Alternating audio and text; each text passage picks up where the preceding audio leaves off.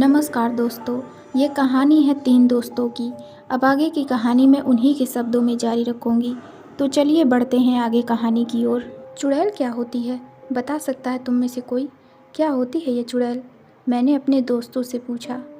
मुझे याद है, यह उस दिन की बात है जब हम दोस्त मिलकर पूस की रात में जलते हुए अलाव के आगे बैठे हुए थे। हवा इतनी ठंड चल रही थी कि हड्डियां तक गल जाएं। वो तो उस अलाव का सहारा था जो ठंड का तनिक भी एहसास नहीं होने दे रहा था। साथ में जलते हुए अलाव से आती जलती हुई लकड़ियों के चड़चड़ाने की आवाज़ हमारे कानों को चीरती हुई हमें डराने की कोशिश कर रही थी। पर हम सब सुबह होने का इंतज़ार कर रहे थे और यह रात कैसे भी कट जाए, इसलिए हम सब बातें करके अपना समय व्यतीत करने लगे। जिस जगह पर हम थे वो जगह बेंगलोर मैसूर हाईवे पर थी। बिल्कुल सुनसान, अनजानी सी। हाईवे के साथ मुख्य सड़क से बिल्कुल सटी हुई, लेकिन सड़क पर वाहनों की आवाजाही शून्य थी। फिर हम यहाँ कैसे पहुँचे? हुआ यूँ कि मैं और मेरे 2 दोस्त हरीश और गुलमोहर को हम प्यार से गुल्लू कहते हैं, बेंगलोर में एक शादी से अपने घर मैसूर वापस लौट रहे थे। अभी बेंगलोर शहर छोड़कर हाईवे पर लगभग 20-30 किलोमीटर ही चले होंगे कि गाड़ी झटके मारते हुए रुक गई। गाड़ी रुकते ही मैंने कहा, अरे यार गुल्लू, कैसे गाड़ी चला रहा है? आराम से चलाना, सारी नींद खराब कर दी। गुल्लू बोला, ले तू चला ले, आ चला अब। फिर मैंने कहा, अब नाराज क्यों होता है? चल उतर कर देखते हैं क्या हुआ। पता नहीं यार, ऐसा लगा कि कोई हवा का झोंका गाड़ी से आके टकराया हो, इसलिए हड़बड़ी में गाड़ी रोक दी, गुल्लू ने कहा। फिर हम तीनों गाड़ी से उतरे। देखा इंजन गर्म हो चुका है, बोनट से धुआं बाहर आ रहा है। हरीश ने कहा, रुको मैं अभी 5 मिनट में आया। मैं और गुल्लू बोनट खोलकर गाड़ी देख ही रहे थे, तभी हरीश ने डिग्गी में से पानी की बोतल निकाली और बोला, ये लो, ठंडी करो गाड़ी को। हरीश की आवाज़ बैठी हुई और भारी सी थी। ये उसके बचपन की समस्या थी। उसी ने बताया था कि बचपन में होली वाले दिन किसी ने मजाक में मिठाई में गुलाल मिलाकर खिला दिया था। तब से उसकी आवाज़ बैठी हुई भारी सी हो गई थी। कोई पहली बार सुने तो डर जाए। खैर, हमें तो आदत थी उसकी आवाज़ सुनने की। फिर भी उस दिन उसकी आवाज़ सुनकर गुल्लू कुछ कांप सा गया। हमने इंजन ठंडा किया और गाड़ी में बैठ गए। गुल्लू ने चाबी मुझे पकड़ा दी, ये बोलकर कि अब खुद ही चला इसको, वो भी पूरे आराम से। मैंने गाड़ी स्टार्ट की और हम अपनी मंजिल की ओर चल दिए। तभी मेरी नज़र पेट्रोल के कांटे पर पड़ी। फिर मैंने बोला, ओए गुल्लू, पेट्रोल ख़त्म होने वाला है।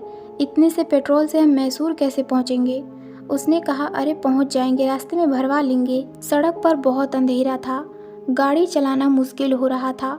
पूस की रात थी तो धुंध भी हो रही थी। आगे जाके हाईवे 2 हिस्से में बट गया। मैंने पूछा, गुल्लू कौन सा रास्ता पकड़ना है? वो देख, उस पर लिखा है मैसूर बाईपास, उस पर ले ले, पेट्रोल भी कम है, जल्दी पहुंच जाएंगे। दूसरे रास्ते पर बहुत भीड़ है, सब दूसरे रास्ते से ही जा रहे हैं, हम शॉर्टकट चलते हैं, हरीश ने कहा। मैंने कहा, देख ले भाई, कोई नहीं जा रहा है वहाँ से, कहीं कोई मुसीबत ना आ जाए। गुल्लू हंसने लगा, बोला, अरे कोई भूत प्रेत नहीं आएगा, क्यों डरता है, हरीश है ना अपने साथ। इसकी आवाज़ से अच्छे अच्छे भूत प्रेत डर कर भाग जाएंगे। और फिर हम तीनों ज़ोर से हंसने लगे और मैंने गाड़ी बाईपास की तरफ मोड़ ली। अभी कुछ 10 से 20 किलोमीटर ही चले होंगे कि गाड़ी फिर झटके मार कर रुक गई। गुल्लू बोला, अब क्या हुआ? होना क्या है, पेट्रोल खत्म। यह हरीश के काम ऐसे ही होते हैं। इसको बोला था पेट्रोल डलवा कर लाना गाड़ी में, ऐसे ही ले आया होगा। हरीश अपनी बैठी हुई भारी सी आवाज़ में बोला, अरे देर हो रही थी इसीलिए जैसी थी वैसी ले आया। अब नीचे उतरो और धक्का लगाओ, देखते हैं आगे कोई पेट्रोल पंप मिल जाए तो। अब हम में से बारी बारी एक आदमी स्टीयरिंग पर बैठता और बाकी दोनों धक्का लगाते। ऐसे चलते चलते हमने देखा कि सड़क के बीचों बीच एक बहुत विशालकाय बरगद का पेड़ है। वो सड़क के बिल्कुल बीच में है और उसके चारों तरफ बड़ा सा चबूतरा बना रखा है। वहीं से बगल से एक सकरा सा रास्ता दे रखा है, जिसमें से मुश्किल से एक बार में एक ही गाड़ी निकल पाए। बरगद की बड़ी बड़ी लताएं नीचे लटकती हुई किसी के होने का एहसास करा रही थी। डर से हम तीनों के होश उड़ रहे थे। जैसे जैसे हम उस बरगद के पेड़ की तरफ बढ़ रहे थे, हमारी धड़कनें बढ़ती जा रही थी। यूँ लग रहा था कि वो पेड़ हमें ही देख रहा है और हमारी ओर बढ़ा चला आ रहा है। ऐसा लग रहा था कि मानो उस पर लताएं नहीं, कई सारे कटे हुए पैर लटक रहे हैं। हम सहमे सहमे से आगे बढ़ते गए और हमारे दिमाग में से यही बात चल रही थी कि ये पेड़ सड़क के बीचों बीच क्यों है। खैर, अब हम बिल्कुल पेड़ के बगल से गुजर रहे थे। सहसा मेरी दृष्टि पेड़ के चबूतरे पर रखी भगवान की तस्वीरों पर पड़ी और सब समझ में आ गया कि जरूर ये पेड़ भूतिया पेड़ होगा, इसलिए इसको काट नहीं पाए और लोगों ने खुद को बचाने के लिए पेड़ को लाल डोरे से बांध दिया था। भगवान की तस्वीर रख दी थी। शायद तभी वो पेड़ हमें सिर्फ घूर कर देखता रह गया, कुछ कर नहीं पाया। वहीं पेड़ के तने पर कुछ अक्षर उभरे हुए थे। शायद वहाँ की स्थानीय भाषा में कुछ लिखा था जो मुझे समझ नहीं आ रहा था, लेकिन अक्षरों की वो आकृति मेरे दिमाग में बैठ चुकी थी। हम थोड़ा और आगे बढ़े तो एक उजड़ी हुई वीरान बस्ती दिखाई दी। ऐसा लग रहा था जैसे हम किसी कब्रिस्तान से गुजर रहे हों। रात का सन्नाटा, सुनसान सड़क, सिर्फ हम 3 दोस्त। पूस की ठंडी रात में भी हमारे पसीने छूट रहे थे। यहाँ भी हर जगह वही अक्षर आकृति बनी हुई थी। और एक बात और, काफ़ी देर से हमें अजीब सी गंध का एहसास हो रहा था। पता नहीं क्या था वो सब। ऐसे ही चलते चलते हम काफ़ी दूर आ चुके थे। लगभग 4-5 किलोमीटर धक्का लगाने के बाद हम तीनों थक चुके थे। हमने सोचा गाड़ी में बैठकर आराम करते हैं और तीनों गाड़ी में बैठ गए। ठंड बहुत थी। पूरी गाड़ी बंद करने के बाद भी कपकपी नहीं रुक रही थी। तभी हरीश बोला, चलो बाहर अलाव जलाकर आग सेकते हैं, ऐसे तो गाड़ी में कुल्फी जम जाएगी हमारी। रात काफ़ी हो चुकी थी। करीब 12 से 1 बजे के बीच का वक्त रहा होगा। हम गाड़ी से बाहर निकले, सड़क से नीचे उतरकर एक कोने में जगह ढूंढी, फिर लकड़ियाँ इकट्ठा की और अलाव जलाया।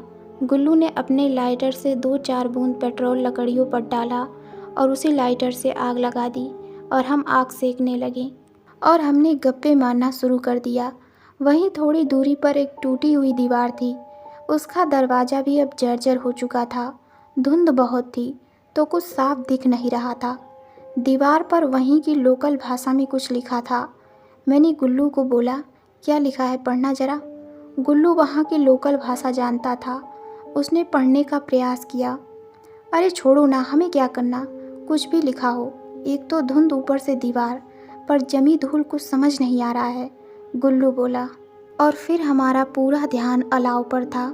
उससे अच्छी गर्मी मिल रही थी। ठंड का आभास खत्म हो चुका था। हमने काफ़ी लकड़ियाँ जोड़ ली थी जलाने के लिए। इससे आग काफ़ी तेज़ थी। हम बातें कर ही रहे थे, तभी मेरे दिमाग में एक जिज्ञासा जागी। मैंने सोचा चलो पूछता हूँ, चुड़ैल, ये चुड़ैल क्या होती है? बता सकता है तुम में से कोई, क्या होती है ये चुड़ैल? मैंने अपने दोस्तों से पूछा। दोनों एकदम सन्न रह गए, जैसे मैंने पता नहीं क्या पूछ लिया।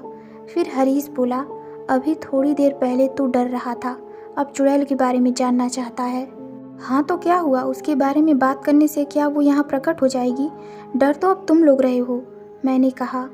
हरीश बोला, सुनो मैं बताता हूँ चुड़ैल के बारे में। मैंने बहुत सुना है और वो अपनी भर्राती हुई डरावनी सी आवाज़ में लगा सुनाने चुड़ैल के किस्से। मैंने पूछा कैसे?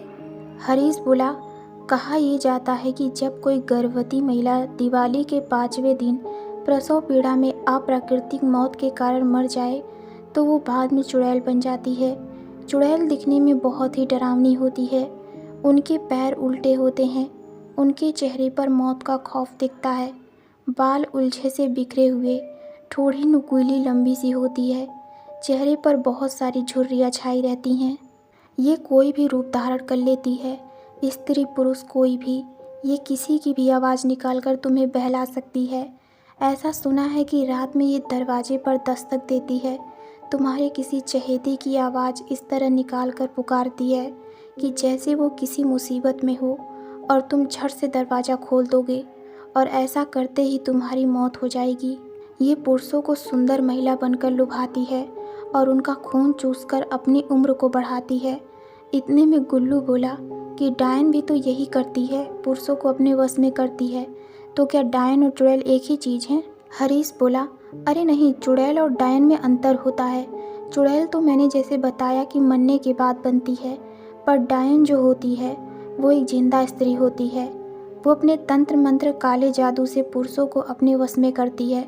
इसलिए तुमने सुना भी होगा कि कई जगह एक औरत को जलाकर मार दिया क्योंकि वो डायन थी।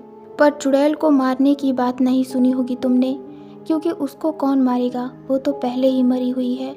तो क्या चुड़ैल को ख़त्म नहीं किया जा सकता? मैंने पूछा। गुल्लू बोला, मैंने सुना है कि अगर चुड़ैल के पेट को काटकर उसके बच्चे को उससे अलग करके बरगद के नीचे दफना दे तो चुड़ैल की शक्ति खत्म हो जाती है और सदा के लिए शांत हो जाती है। फिर हरीश ने अपनी बात आगे बढ़ाई। उसने बताया कि उसकी दादी माँ ने बचपन में उसे एक चुड़ैल का किस्सा सुनाया था। करीब 100 से 150 साल पुराना किस्सा होगा। नालेबा की कहानी। दादी माँ ऐसा बताती थी। तुम लोग सुनना चाहोगी नालेबा की कहानी? मैंने पूछा, ये नालेबा क्या भला है?